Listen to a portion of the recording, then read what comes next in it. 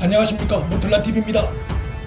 일본군 위안부 피해자 길원옥 할머니 통장에서 정부 보조금이 다른 계좌로 빠져나간 경위와 길 할머니 유언장 영상에 윤미향 더불어민주당 의원이 나오게 된 배경 등을 수사해달라는 수사 의뢰서가 검찰에 접수됐습니다.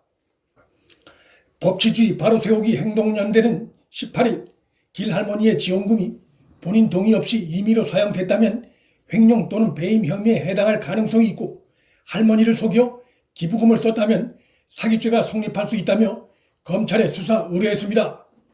이종배 법세련 대표는 보통 유언은 친족을 대상으로 하는 것이 일반적인데 길 할머니는 자녀들이 살아있음에도 윤미향에게 사실상 상속인과 같은 역할을 맡긴 것은 이해할 수 없다고 지적한 뒤 평소 위안부 피해자 할머니들이 윤미향을 무서워했다는 점을 감안하면 길 할머니의 유언장이 강요에 의해 작성됐을 가능성이 있어 유언장 작성 경위에 대해서 수사를 의뢰한다고도 했습니다.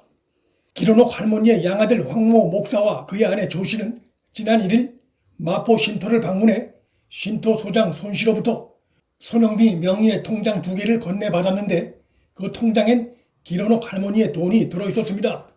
며느리 조 씨는 손 씨에게 소장 명의 말고 어머님 명의의 통장 내역을 확인하고 싶다고 요청했고, 손 씨는 한숨을 쉰 뒤 길 할머니 명의 통장 2개를 가지고 왔는데 통장을 확인한 조 씨는 길 할머니가 정부 등으로부터 매달 받은 350만 원이 매달 어디론가 빠져나간 것을 발견했습니다. 며느리 조 씨는 손 씨에게 어머니 돈이 어디 쓰였는지 알고 싶다고 요청했고, 그러자 갑자기 손 씨는 무릎을 꿇었다고 언론 인터뷰에서 전했습니다.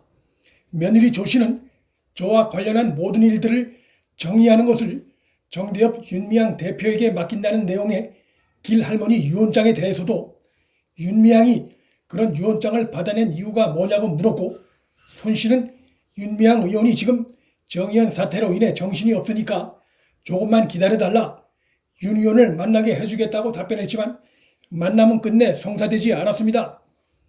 며느리 조 씨는 지난 7일과 11일 두 차례 이뤄진 조선일보와 인터뷰에서도 소장 손 씨가 길 할머니의 계좌를 활용해 돈 세탁을 했고 배우가 윤미향 더불어민주당 의원이라는 추정을 하기도 했습니다. 이것은 길 할머니 통장을 손 소장이 관리하면서 길 할머니 통장으로 입금된 돈을 손 소장 명의 통장 등 어디론가 이체하는 등의 돈 세탁이 있었고 그 배후에 윤미향이 있을 것이라고 의심하고 있는 것입니다. 이런 가운데 미래통합당 곽상도 의원이 17일 윤미향 관련해 의미심장한 발언을 했습니다. 곽 의원은 이날 윤미향 의원은 낮에 손 소장이 사망한 것을 알고 있으면서도 밤 10시 30분에 사망 장소로 찾아가 차분한 목소리로 119에 신고한 경위도 밝히기 바란다고 했습니다. 즉 길할머니 통장 돈 자금 세탁 의혹과 손 소장과 윤미향이 관련된 의혹, 손 소장에 이어진 죽음, 그리고 부고장과 달리 윤미향 측이 늦게 신고한 것 사이에 석연찮은 점이 있다는 것을 시사한 것이라 할 수 있습니다.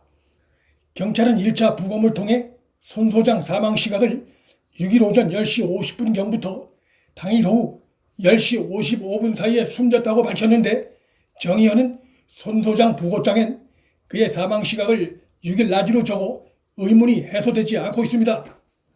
윤미향 보좌관과 그와 동행한 남자 동료 한 명이 파주 손 소장 아파트에 도착한 시각이 당일 오후 9시에서 10시 사이고, 이는 6일 낮과는 거리가 먼 시각입니다.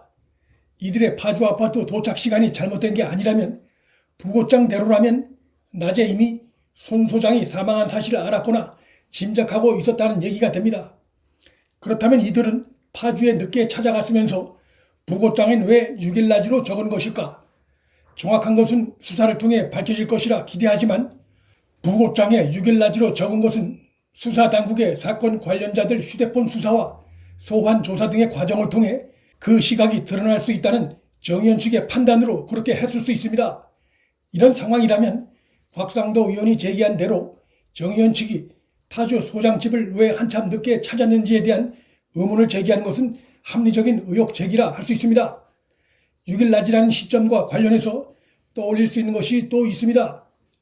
손 소장이 마지막으로 통화한 사람이 윤미향인데 그 시각이 당일 오전 10시 전후였다는 언론 보도입니다. 이렇게 되면 정의연 부고에 적힌 6일 낮이란 내용은 윤미향과 손 소장이 마지막으로 통화한 몇 시간 뒤 손 소장이 사망한 것으로 적혀있다는 것과 시간상으로 연결될 수 있고, 그렇다면 윤미향이 손 소장과 마지막 통화에서 나눈 대화 내용이 무엇이었는지에 대한 궁금증은 사망의 심리적 원인을 밝히는 데 있어서 매우 중요한 자료가 될 수밖에 없습니다. 윤미향은 자신이 손 소장과 마지막 통화자라는 보도가 이어지고 있음에도 고인을 모욕하지 말라는 말 외엔 공식적인 입장을 내놓지 않고 있습니다. 수사당국에 가서 제대로 사실대로 밝히면 좋은데 과연 윤미향이 그렇게 할지, 그가 정대협 정의연 대표로 활동하며 벌어졌던 여러 가지 의혹 상황들을 볼 때 의문스럽습니다. 이번 사건은 전쟁 범죄 피해자들인 위안부 할머니들 지원 활동을 하는 공적인 단체가 등장하고, 그 단체에 들어간 수많은 국민들의 성금이 유용된 의혹이 제기된 상태고, 그리고 얼마 전까지 이 단체를 책임졌던 현재는 집권당의 현직 국회의원이 된 자가 연루된 사건이라는 점에서 매우 공적인 사건의 성격을 띠고 있습니다. 윤미향이 국민에게 성실하게 입장을 밝히는 것은 공인으로서 또 해당 단체의 오랜 대표로서의 도리입니다. 윤미향을 여전히 감싸게 하고 있는 집권당의 행태도 그런 점에서 공당으로서 매우 무책임하다 할 수 있습니다. 문틀란TV 여기서 마칩니다. 구독과 좋아요, 방송 공유는 방송 제작에 큰 힘이 됩니다. 시청해 주셔서 감사합니다.